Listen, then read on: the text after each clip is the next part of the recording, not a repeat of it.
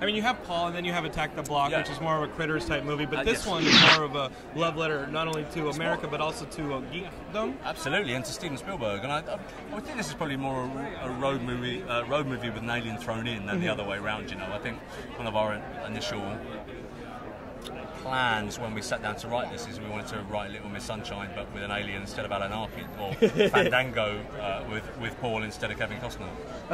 And when did the geek influences come in there, or is that just a natural element of you guys being the ones who wrote it? Right.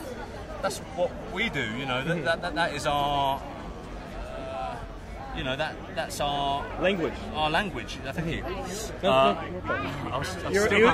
You were short for language, but it's our language. Yeah, I mean, I run a site called Geekscape, you know. So, yeah, thank you very much.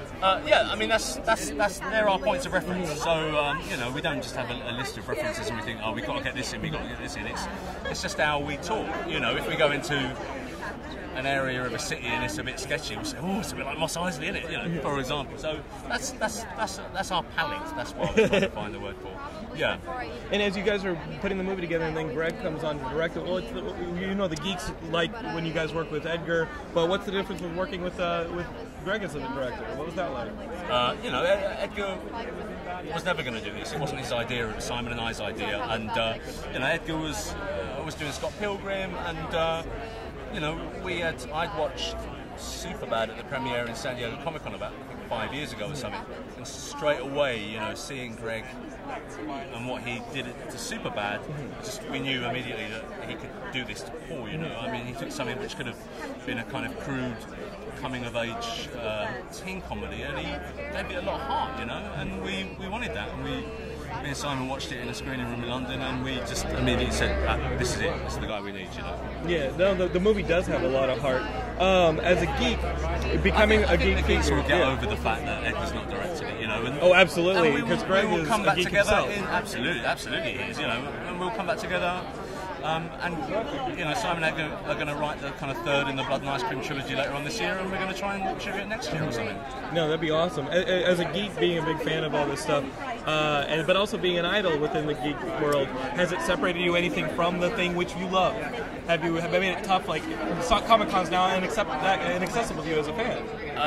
Well, I don't know. It is. You get your perks too. I don't know. I mean, it is and it isn't. I mean, I still have as much fun going there now as I did, you know, 6-7 years ago when Shaun of the Dead had barely come out, you know. So it swings and roundabouts, to quote Hot Fuzz. And what's the geek stuff that you're into right now? I'm a big fan of Image, so I read a lot of Robert Kirkman, and I read a lot of Invincible. I've got an iPad with the whole series on, and you'll often find me in bed with my quilt on my head with a little torch, just, you know, flicking through. I think the new one's 78, which is about to come out, and I haven't seen it yet, so I think I'm getting slight withdrawal symptoms. Your movies sometimes take extremes, and sometimes, like Adventureland, they're closer to home. How do you inject them all with sincerity, though? Like with Paul, you have a character that wasn't even on set for most of the movie.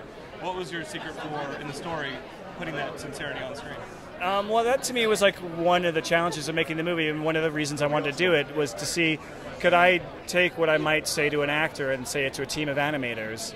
And, you know, it took like a year and a half to get there, but that was my goal, to make Paul as human as the humans in the film, and to make him somebody who's, you know, kind of a character with real dimensions. You know, at times he's really annoying and childish, and other times he's kind of a good friend and tells people things they don't want to hear, but they, you know, would probably help them the most. And he's kind of a real mensch at points in the movie. He's also, you know, a coward at other points in the movie. And they wrote a really good character, and I thought, oh, well, if I was an actor, I would know how to talk about the scene. So can we do that with pixels? And so that was... and I feel like it's not something you necessarily see CGI characters doing. You don't see CGI characters being good listeners, you know? So stuff like that was a big part of what I thought I might be able to bring to it. Of course, I knew nothing about special effects, but... And Simon and Nick writing the script, were they collaborative with any collaboration on set? Like if something came up and something needed to be changed, everybody was really open to your suggestions? Yeah, I mean, we definitely, they listened to my ideas, but the script was really solid and really, really hilarious, and we didn't have to change a lot, but there were things, I mean, you know, there's so many references in the movie. and I had to get in on the game a little bit and throw in some references of my own, just because, you know, I didn't want to be the only one outside of the game. All the actors like snuck in lines. It started out like there were a few references, and by the end of the film, there were like hundreds of them. So, was it an equal collaboration of geeks? Because the movie very much is a love letter to not only American Spielberg films, but also geekdom. And we're geekscape.net, and yeah. I mean, were these guys throwing the geek references, and you were like, okay, I'm gonna have to step up. It's like a drinking game for the socially inadequate. At what point did you guys top out? Well, for them, it's so crazy that they so eat, breathe, and sleep pop culture that they wrote in lines from movies not even remembering. It was like a subconscious exercise. There are things where they say, like, you know, that's from this movie, and they go, oh, I didn't even... Like, things we're still talking about now, like, long after the film's done. So, you know, I had to prove to Simon that I had some geek credibility when we first met, so I showed him... this is... You know, I told him about my love of science fiction movies, and I recently showed him a picture I did when I was an art student in college. It was like the first week of art school, and the assignment was draw yourself with your hero, and I drew myself with George Lucas and then drew all the Star Wars characters around it, and it's the dorkiest picture you've ever seen in your life, and I have the worst 1980s haircut. So, I might Twitter it, but it's about the most embarrassing thing I could put out in the public. In the second half of the movie is very much like a love letter to E.T. and Spielberg and Lucas. And what were the movies, do you see those movies subconsciously influencing your work as well? Not just on the script, but in your shots. You're like, oh my god, I took that from this. That was a hint at that.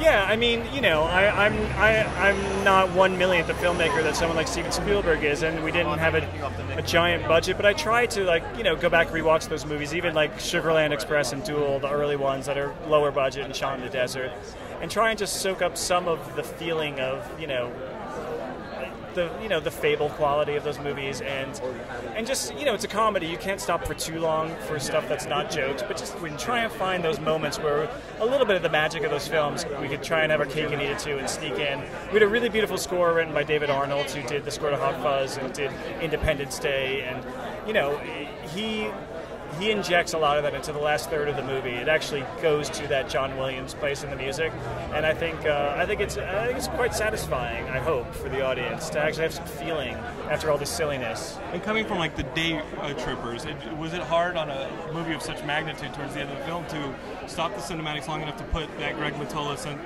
sincerity into it in those most quieter moments? I mean, it's always sort of a balancing act. You're always wondering if, you know, I'm doing it too much or not enough, and one of the advantages of having a CGI character is in the end you can cut some scenes out and fix some misjudgments you made during shooting because you have an actor who hasn't rapped. You know, you can change some of his lines. And we did do some of that because I'd say, oh, you know, this scene is just too expositional. We don't need it. We just need to move on to the next character bit. And it helped us change a bunch of things in post. So that's the one sneaky trick of CG characters. Well, last question the geeks want to know, would you ever do a superhero movie or anything in the genre? I don't know if I have. I don't know if I have. Are you a fan of the material? No, I am.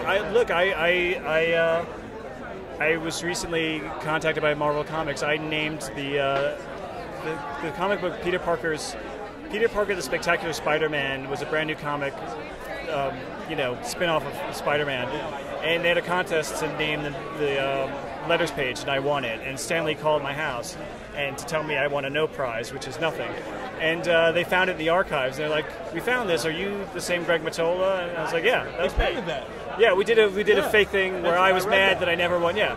That's an Amazing Spider-Man reader. I read that. Yeah, that's phenomenal. Yeah, so and then in a recent, Greg Mottola has cred, nerds. Don't worry, geeks. We're in good. My fantasy character is Adam Warlock, Marvel Comics. He's a little, you know, not one of the obvious ones. I love he overlapped with Avengers and Man-Thing and a bunch of weird stuff. Add that Greg Mottola sincerity. That's right. I'll make the most sincere comic book film.